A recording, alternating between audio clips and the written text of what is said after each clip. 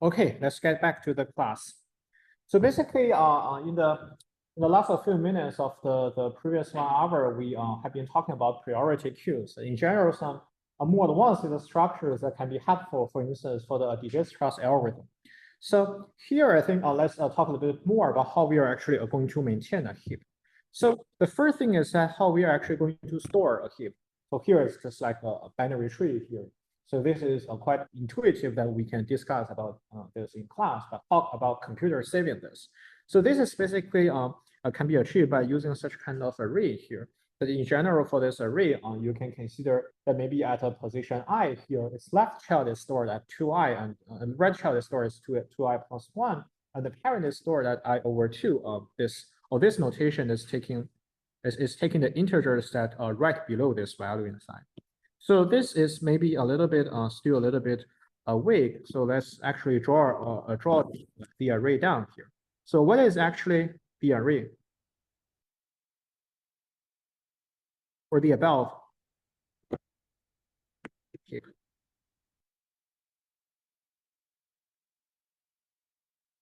So this is basically going to be something like this. So at the very beginning, we have a 1 here. So it's two child. I mean, according to this definition, the left children and the right children are going to be placed at 2i and 2i plus 1 respectively. The I here equals to 1. So here it is going to be a 2 here and also going to be a 5 here. So maybe let's also write a pointer like this to represent from parents to children. So how about the children of 2 here? So for 2 here, I equals to 2.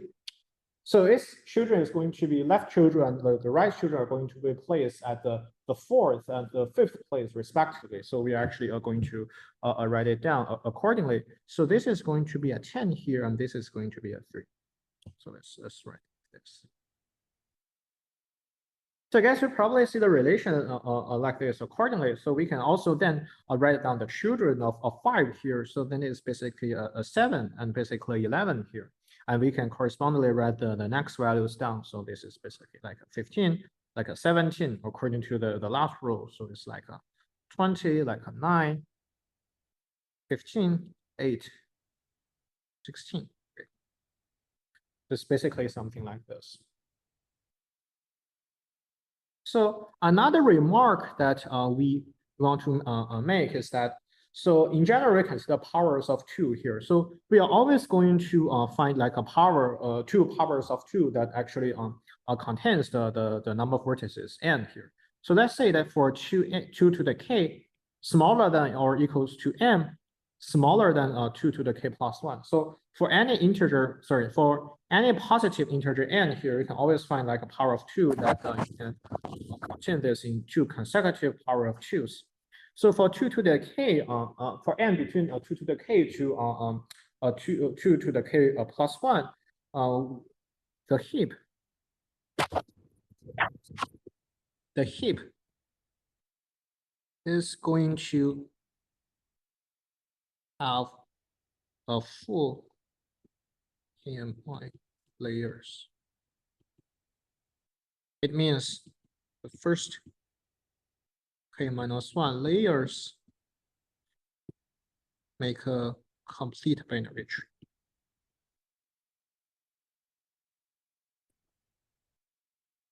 So specifically in this example, you can see that the n here equals to 15.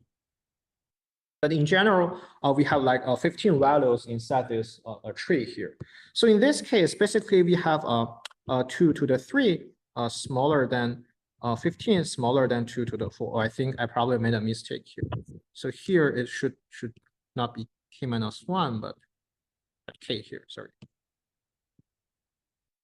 Yes. So here we have the value that n equals to 15, and actually 15 is between 8 and 16.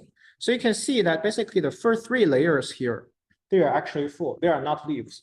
But after that, basically we have basically 15 minus 8 equals to 7. So we actually have 7 leaves for this tree. So basically we have this kind of 15 or 17 to 16, etc. So this is basically the way that we have this kind of heaps. So any questions up to this point?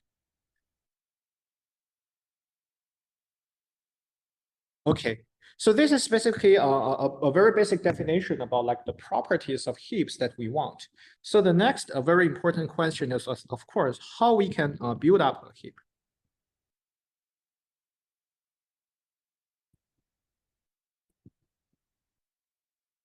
So by build up a heap, I mean, basically we need to, at the beginning, we probably only have this empty array. Maybe at the beginning, we have an array like this, but it is empty. So we really have to have a good way to add elements inside this complete binary tree. So basically the first option that we are, the first function that we are going to have is basically to add a new items into this heap. So this requires the capability of adding elements. So assume the heap already has n elements. And we want to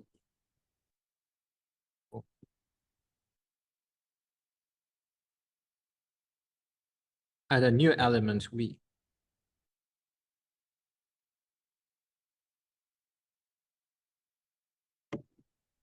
So the first thing, I mean, from this perspective of the array, I guess the very easy thing you can see is that maybe at the beginning, we can, of course, say that we set h1 plus 1 to be v here. But this is probably, this can be problematic because this is maybe what you have here is not a heap anymore. So might be, let's write this down. So when this is going to be problematic, I mean, break the properties of the heap. It's basically the new vertex that you're adding here is actually the value is even smaller than its parent. So this is the thing that you can we probably need to solve here.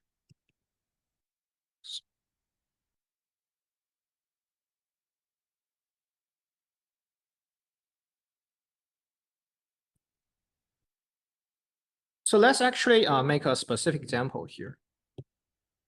So I guess for the ease of our life, let's just copy this.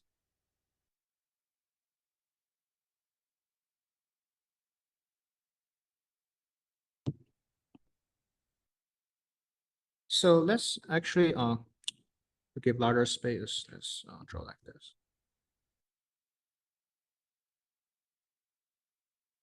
So originally there is a 16 here. So I mean, for instance, here, maybe if you have like, let's say like, if you add like a 30 here, I guess we are good because 30 is actually larger than 11, the parent of V here. So we are actually good. So the thing that we are actually worried about is that maybe, for instance, you add like a smaller value here. So for instance, assume that you have a 3 here. So this is really problematic. I mean, this is not a heap anymore because 3 is smaller than 11. So we need to have a strategy that in general, I mean, we consider like basically a heap can be stored as this array structure. So in general, just store it into the next element. I mean, store it in h(n plus 1). But this is going to break out the heap property. I mean, especially here. So a strategy that here we are going to use is that we are probably going to make some swaps. I mean, we want to change the value of the corresponding heap. So let's actually write down the algorithm here. So because here we want to make sure, because 3 is really small and actually small have higher priorities. A thing that we can do is that we can make the 3 here higher and its parent, I mean 11 here, like lower. And in general, such kind of strategy is called heapify up. Heapify up of hi. So how does the algorithm work? So let's do this. So if I is larger than 1, so let me just write down the algorithm here.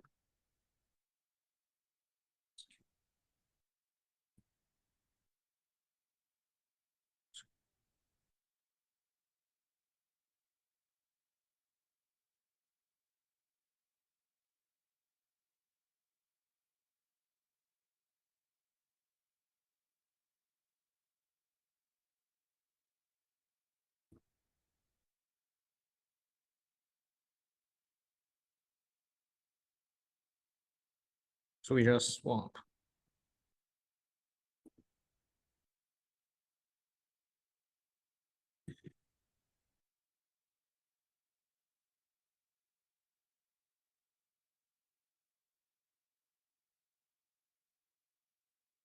So I just write down this algorithm. So this algorithm actually a recursive algorithm. So the Heapify app that we are going to use here is basically Heapify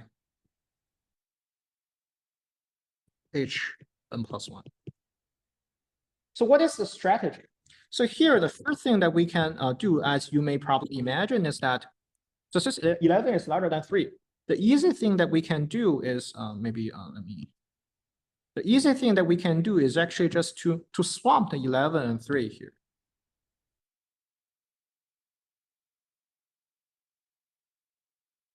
So by swap, let's just erase this and erase this. So now here it is an 11, and here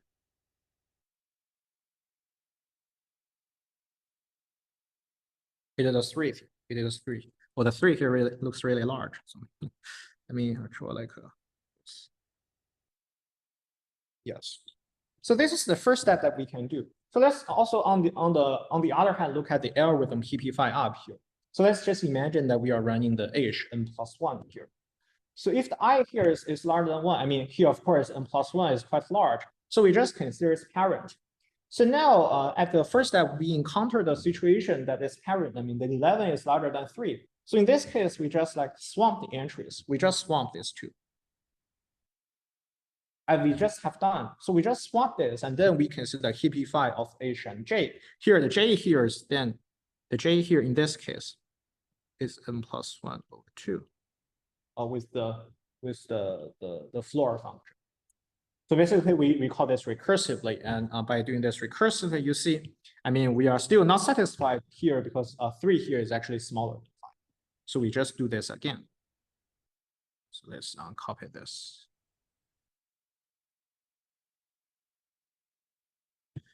Okay, so this is not good enough, and let's swap it again.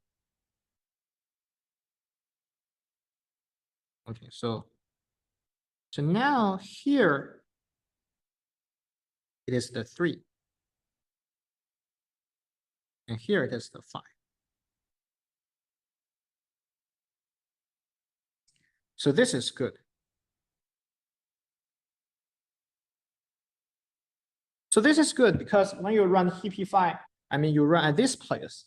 I mean, the if condition here, it is actually not satisfied anymore because 3 here is actually larger than 1. So you don't need to Heapify further. So basically you just stop. So as you can see, the time cost of this Heapify up strategy is basically O of log n. Because there are basically at most a log n depth of this heap tree, and basically in the worst case, it's just like you go from the very bottom to the very up, but the depth is at most log n. It's still actually going to promise the running time, and basically the time cost here is O of log. So is there any question about this Heapify up procedure?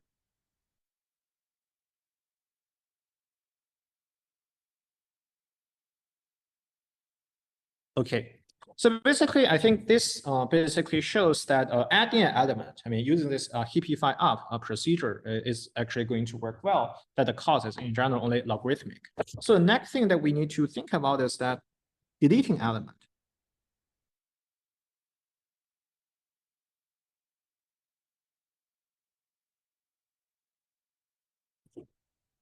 So here, similar to this Heapify up, we can also define a corresponding function. So let's call a delete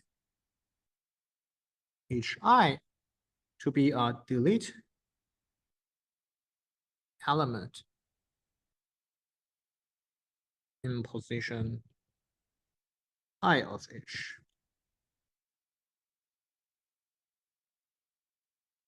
So an immediate observation is that if h has n elements,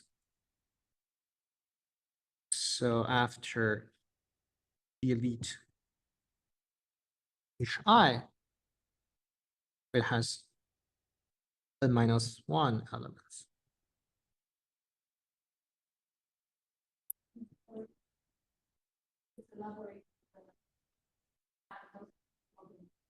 You mean the time cost of KP5? Sure. Yes. So you see that basically in this algorithm, it is a relatively straightforward algorithm. I mean, inside this algorithm, I mean the cost. I mean, basically the cost only comes from that you make a comparison of the keys, and basically if the case that the key of HI is smaller than the key of HJ, you just swap. But basically comparison swap is just trivial. It's just like O1 cost. So basically the cost all comes from the time that you're actually going to do this recursively, that how many recursions that you are going to call in this KP5 up. But actually from this definition, I mean, the J here actually equals to I over 2 of the floor function of I over 2. And actually each time, I mean, on the other hand, you can see from this heap tree that each time you're actually one recursion of the KP5 up, you're actually going up for one layer. But because n here, the n here is the total number of vertices, and the depth of this tree can be at most like log 2 of n here. And that is the reason why, because each iteration you're going to update for actually going up level for one layer, and there are only like log n layers, and that is the reason why like the total time cost here is O of log n. So any other questions?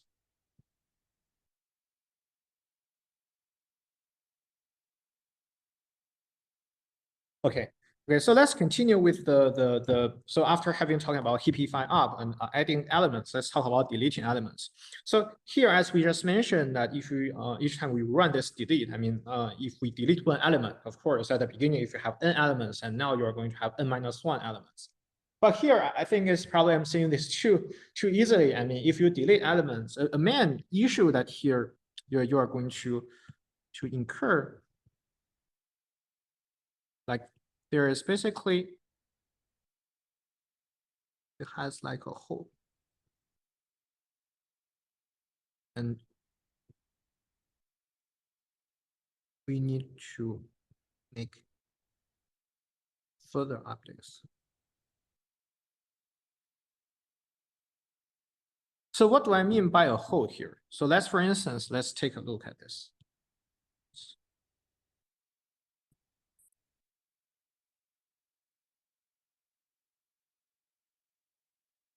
So let's take a look at this. So assume we delete this. So I think here it is nothing really special. So let's change this to so assume that here, I mean, here in this heap, we want to delete the 3 here. I mean, we can delete this, but I mean, after delete this, there's really like a hole here. I mean, basically it is like in this array here, maybe we want to delete, for instance, like a 3 here.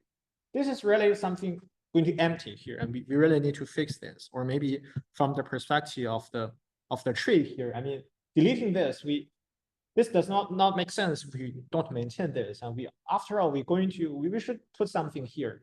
I mean, to make this continue to be a heap here. So having a hole here, I mean, you can imagine that this is probably going to be a little bit more complicated than heapify up here. Because heapify up here, I mean, it is always going to have this kind of tree structure. I mean, at the beginning here, it actually still has a tree structure. It's just like you want to maintain the heap property and you use this heapify up function. But here, after deleting an element, it is even not like a connected graph at the beginning. So we want to be a little bit more cautious here and think about how to fix this. So maybe you can think about this and actually maybe think about this for a few seconds. If you want to have a solution, how you are going to fix this.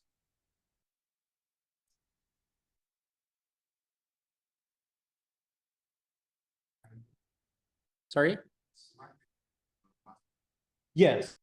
So that is a good observation. So I think the first thing that, maybe not the first thing, but as one of the students is mentioning here, a natural strategy is that, as you can, we just saw here. I mean, we attach this. If we want to add an element, we just attach this to the very last of the array, and we make this heapify up function. So maybe a natural thing that you can imagine is that after deleting this element, you can just imagine that you are removing the very last element. You are actually removing this very last element, and you are actually moving it here. in this element you delete. So this turns out to be a very natural strategy, or maybe alternatively, when you first look at this heap, maybe something you want to think about is that maybe, I mean, for the ease of our life, maybe we can also move like the 7 or maybe the 5 here, because like 7 and 5 originally they are like the left and right children of this vertex you delete, this vertex 3 you delete.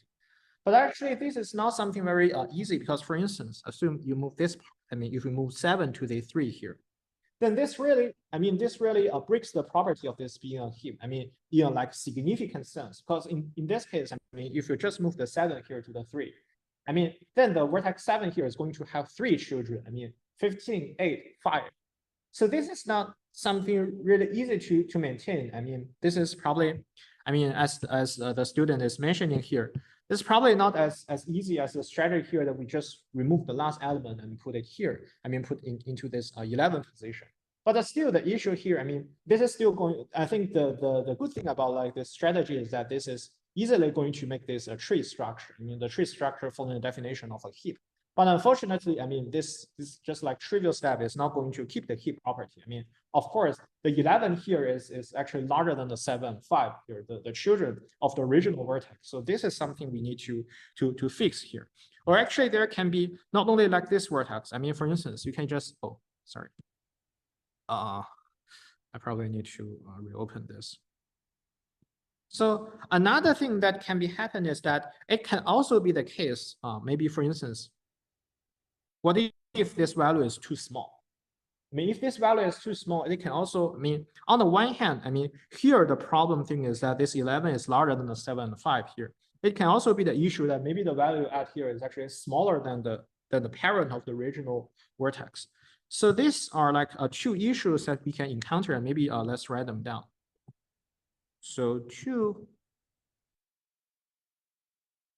potential issues. So like the W, I mean, we move is too small. I mean, even smaller than parent. I mean, here by this function, we call this delete hi. So we just assume the index of the deleted element to be I here. So here, I think to make everything rigorous is that if this is too small, smaller than the parent, and the parent should be this. So here, I think you can imagine that this is not a big problem, because we can just like children, we can just note that children must be good.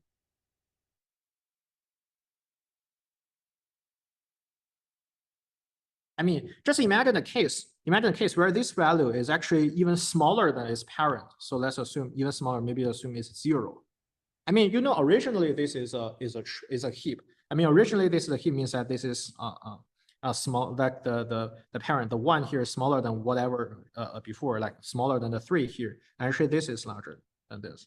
I mean, if you have this kind of issue that the newly added element is even smaller than the original parent, it must be the case that the children are already good. So you don't need to worry about the children. So in this case, we notice that the children must be good, and we just like heapify up. And we just talk about the heapify up, and we know this is something we can solve.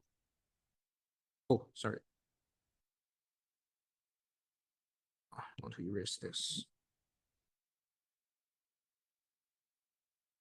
So let's talk about a case where, for instance, here it is an 11, and this is larger than the children. So this sounds like the main issue that we want to talk about. That means W is too large, meaning larger than.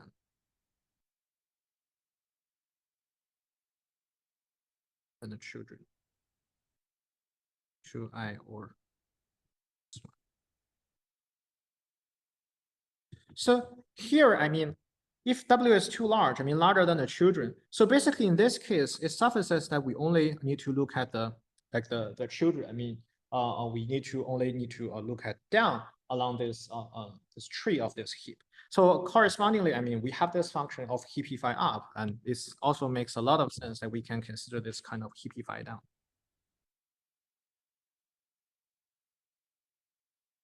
So the strategy is also very simple. We move to mean of H2i.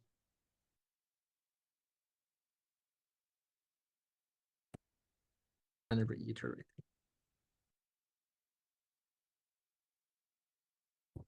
So I guess this is a very easy strategy. I mean, in general, we can think about. I mean, if we want to heapify down, I mean, we want to move down, I mean, from 11. I mean, whether we want to, do we want to like switch between 11.7 or 11.5? Guys, you can see that it really makes a lot of sense to switch with the minimum, because after such kind of switch, so let's actually write this. I think I can use this space.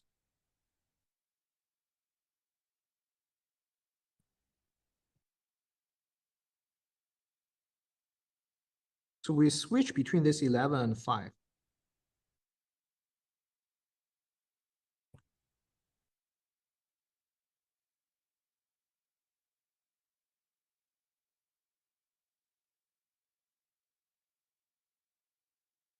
So we switch with the minimum of these two.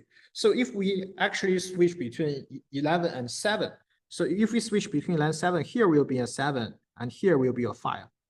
But this is really bad. I mean, this is really not the thing we actually want, because this breaks the heap property, because the 5 here is smaller than 7. So you actually notice that by switching to, with the minimum, I mean, we basically, for instance, here is like the right child is the smaller one. You switch with the right child, and due to the minimum property, the left child is is larger than the previous right child. And after making the switch, basically you are actually quite sure that this part, I mean, basically the new parent and this original left child satisfies the heap property. So this is an important reason that here why we want to switch with the minimum. And you can easily see that this basically the heapify down is also going to have log n cost, because the argument is similar to the heapify up argument, because basically the depth of this heap tree is at most log n, log 2 of n, and basically each time you do the heapify down, you're actually going down by a layer, and this the number of layers at most O of log n. So basically heapify down is also of course O of log n. So basically this finishes both discussion about like adding an element and deleting an element and corresponding functions of heapify up, heapify down. So is there any question about these discussions? So there is a question online. So why recursively moving the mean of children to fill up the blank? So here, excuse me. So here, in general, for deleting elements, you want to be a bit more careful, because it can be the case. I mean, the newly added element, because here you see we write down the two potential issues. You want to be careful to check. I mean, it is also possible that maybe originally this point is really some value that is super small. I mean, you added there, and it can also like influence the property of heapify up here. But basically, we know that heapify up is actually easy, so we want to make a sanity check here. But basically, in that case, I mean, the good thing is that as we just discussed, if this value is super small, the children should be good. So you just need to heapify up here. I mean, in general, I mean, intuitively, the question asked, I mean, this question is basically why don't we recursively moving the mean to the children? I mean, the intuition is correct, but we just want to make a sanity check. And if we need to move like this, and if W is too large, just do it.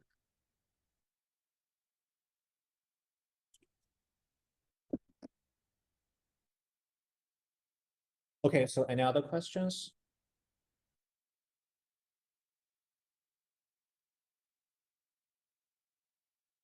Okay, so let's actually make a summary. So I think basically adding element and deleting element, these are really like very basic properties.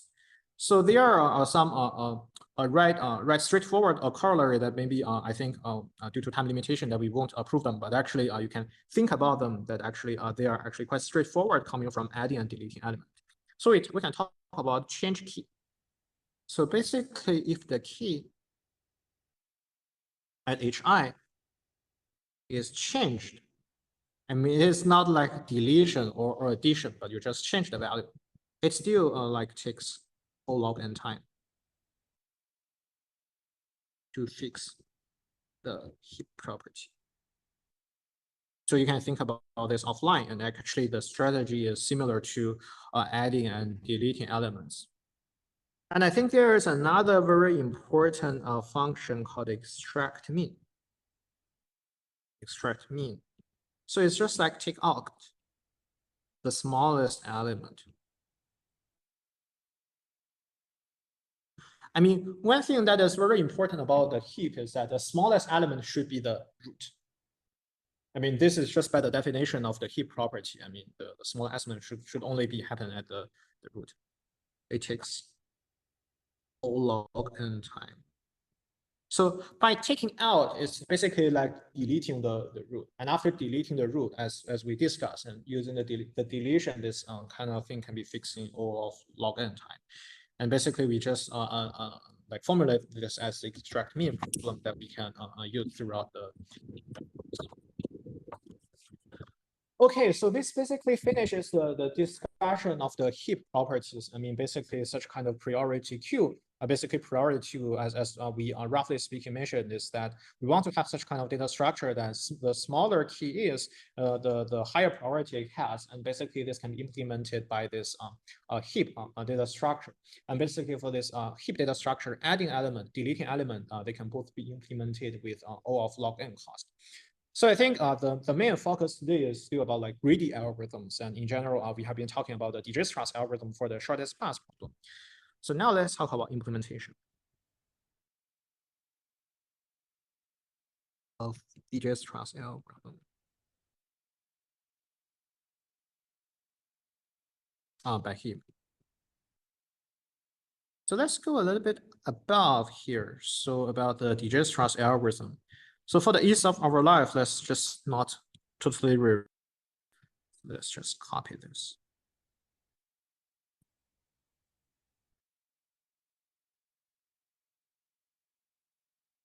Let's just copy this here.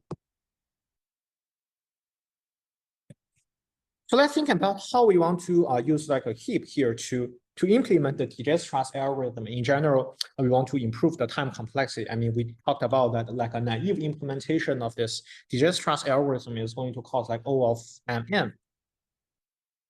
This O of mn. Naive implementation. And now here we want to, for instance, use a heap to give a better implementation, give a faster algorithm. So the thing that we are going to do is something like this. So we explicitly maintain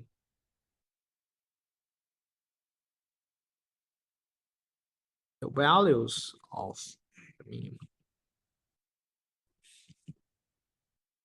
Let's call this like a D prime. So mean of all such kind of edges, which is basically following a similar definition in the statement of Dijkstra's algorithm, U of LE.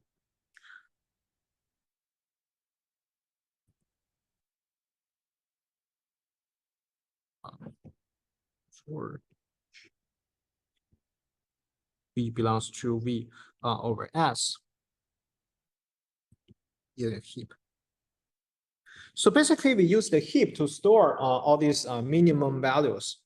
So we want to then look at basically how we are actually going to, what is the operations that we are going to use, I mean, inside this heap.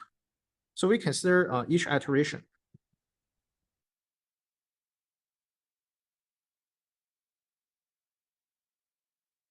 So this star equation, so basically this, the point of doing the mean here is actually executed by this extract mean.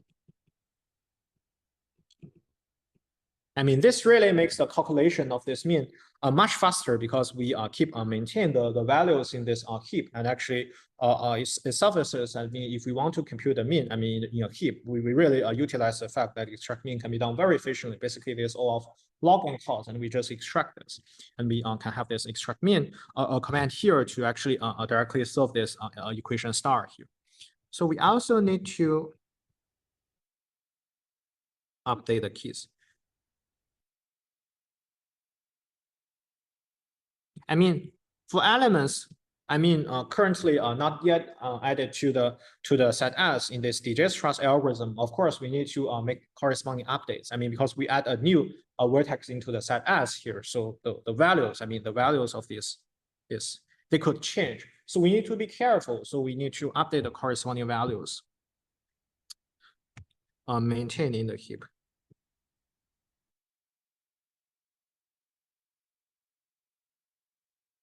So let's think about what is the current situation here. So if VW is not an edge, I mean, for the value of W, I mean, if the newly added vertex V here, I mean, there is not even an edge between V and W.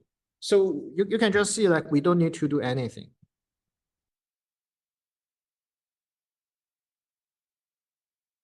This is just because if this is not an edge, I mean, this value is actually not changing. The mean of E like UW, U belongs to S. Actually, E is actually in this edge set. I mean,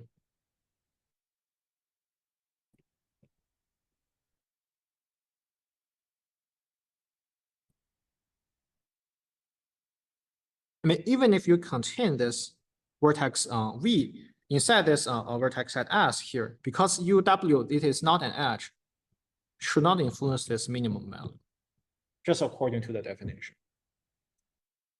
So the interesting case we need to be careful is of course, then if UW is an edge.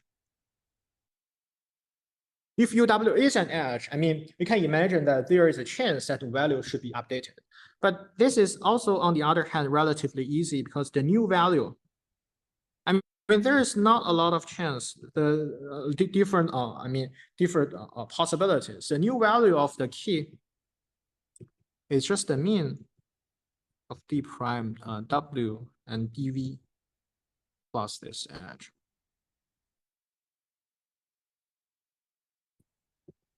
I mean, because you just only add this one vertex, and if the corresponding key is influenced, it is only this possibility that I mean this dv of dv plus L of VW is smaller than the original stored value. There's only this possibility that you need to update the corresponding key. And I think a remark here is that, of course, if actually it is updated, I mean, if this is updated, we need to use change key to fix the heap. Because if the prime W is larger than this dV plus L of VW, I mean, this means that the key should be changed, and this we just run one execution of this change key command, and this can actually be fixed. So we further make a comment that this occur at most once per edge when the tail of E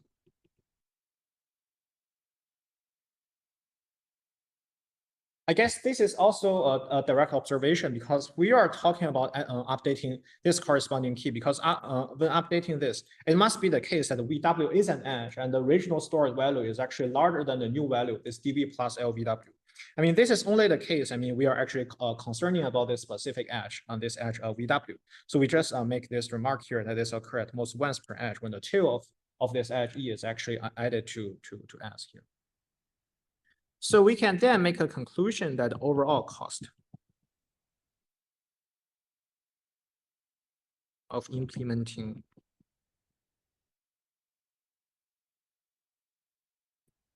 the Dijkstra's algorithm is thus improved to O of M times log N. Because the main cause of this current implementation of the Dijkstra's algorithm is basically coming from the implementations of this change key executions. And basically, as we just discussed, and basically for each edge, we run this change key. We can say for each edge, we run this change key for at most once, and there are basically at most M edges. So that is basically a reason the total cost of the Dijkstra's algorithm can actually be run in time O of M times log N. And the other parts, I mean, if you look at the other parts, I mean, in currently taking mean is actually quite straightforward. I mean, we can say that a remark here that taking mean, I mean, there are like n-1 iterations. I mean, each cost O of log n. Oh, sorry. Each cost O of log n by heap. So the total cost of all the executions of taking the mean, this causes O of n log n. So here, I mean, we probably should be, in general, maybe you probably should be more careful here. Or maybe if we're super careful here, we should probably write like O of m plus n times log n. To make everything more precise. But in general, I mean, in many cases, n is smaller than m. So in general, m times log n is correct. But for instance, in the last class, we write a lot of like O of m plus n. So here, let's also for a sanity check, let's write O of m plus n times log n. But basically, you can see that the main cause about like taking the means and also taking, basically, we want to maintain the corresponding values, basically these key values in the heap. I mean, in general, the overall cause is O of m plus n times log n here. So this is much faster than the O of m times n in the naive implementation of Digital algorithm. So is there any question about like the discussion about how to use the heap for implementing the Digital algorithm?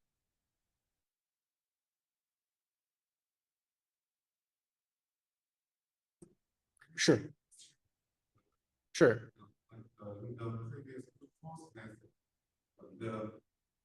The worst case for each iteration is updating m edges. So we got all m times to n. But is there any case that reach n times n? You mean for the Digital algorithm? I think you can clearly see that the cost is O of m times n, but maybe actually when you really implement Digital algorithm, you mean maybe the cost is not as much as m times n. Are you seeing like that? I think maybe for this situation, I'm thinking m times. But if I take only m edges in this situation, for the other situation, I have no edge. So is it n times m and overestimate? I mean, if it's just like m times n, I mean, it is overestimated. But I think you can maybe find some scenario that during the update of Digital algorithm, let's say, for instance, each time you need to take the mean of like m over 3 edges. I think you can consider some kind of maybe, for instance, like complete bipartite graph, for instance. I mean, in general, Digital algorithm, there can be overhead. I mean, maybe each time, I mean, in the implementations, so original naive implementation of Digital algorithm in the iterations, maybe you don't have to compute like the mean of all the edges, but it is still quite possible that each time that for many iterations you compute the mean of like theta of m edges. I think there can be some construction like that. Yes. And that's the reason why we want to be careful and we want to use like a heap property to make everything actually we make a better complexity bound. Sure. What is the formal definition of big O when they are you can, I mean, for instance, if it's like O of mn, O of m plus n, it just means that there exists like maybe like if there's mn here, maybe let's like say there exists like a p, I mean a natural number p here, like a constant c larger than zero, such that the bound smaller than c times m plus n. I mean, it's the same. It's just about like for arbitrary, I mean, m n is larger than p. I mean, the point of the big O notation is just like that. Basically, you want to talk about a asymptotic bound. I mean, maybe you have like different variables. I mean, there can be a few different variables, but as long as all of them they are large enough, I mean, this actually the complexity bound can be bounded by this big O. I mean, like a large constant times the corresponding function of these variables.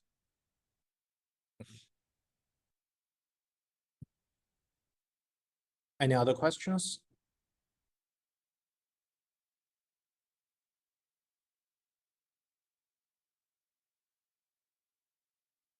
Okay, so I think here we want to make a final remark. I mean, we basically finished the discussion about Dijkstra's algorithm, also the heaps. A general comment that I want to make here about like high-level intuition. So in general, by the name of this course, so this course, we actually focuses on algorithm design.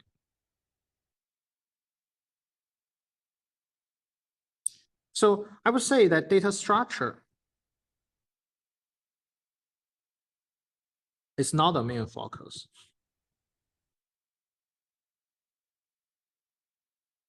So here, I think actually for this heap, I mean, we in the later part of the course, we will also see this heap. We will more use this as a black box. And in general, I mean, if we want to talk about different data structures, about like how we are actually going to implement algorithm with better complexities. I mean, in terms of data structure, there are a lot of very careful study, and this can be, I think, there's also a very deep subject. So this focus is not actually going to study data structure in a very detailed kind of sense. We in general want to focus on the ideas of design algorithm. For instance, like the greedy algorithm, that basically greedy gives a good algorithm for finding the shortest path, the Dijkstra's algorithm. So data structure is not the main focus, and actually we later will lead the data structure details say to the textbook. So we will in the later part of this class. I mean, we will talk about something about complexity theory, but when we want to talk about algorithm design, we focus more about the spirits and in general the big O bounds of these algorithms instead of really going to the data structures in many places. Okay, so this basically finishes the discussion of the shortest path problem. So in the rest of this class, we will talk about the problem of a minimum spanning tree.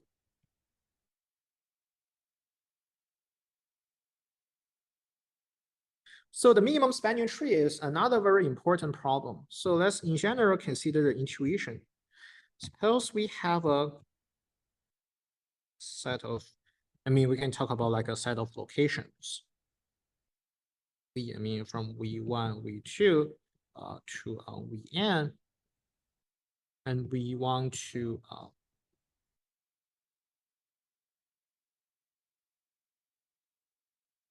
build up a network, a communication network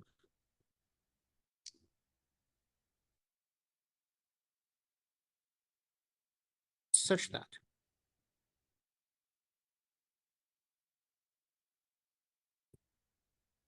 all locations are connected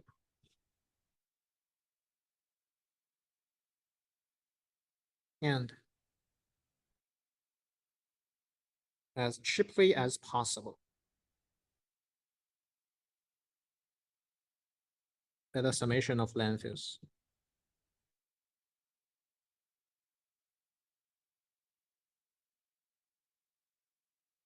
So basically, it is such kind of problem. In general, we have a graph, and we want to consider like a subgraph of the graph, such that the subgraph is connected, a subgraph, and also on the other hand, the summation of all the edges in the subgraph is as cheap as possible. So I think we probably need to take a rest now, and I think let's continue after a 10-minute break.